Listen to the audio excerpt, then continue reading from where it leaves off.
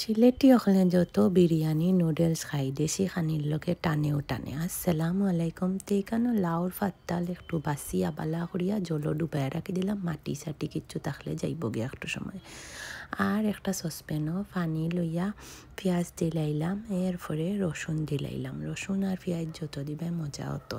এরপরে শুটকি 3 পিস দিলাইলাম, বড় শুটকি বয় লাইটে দিলাম, দিয়া আনলে আমি ইসা দিলাইলাম।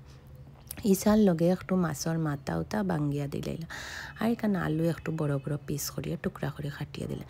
ফিরে ওই গেল, ফিরে আমি শাকটাইন ধুইয়া দিলাইলাম, দিয়া একটু লবণ দিলাইলাম।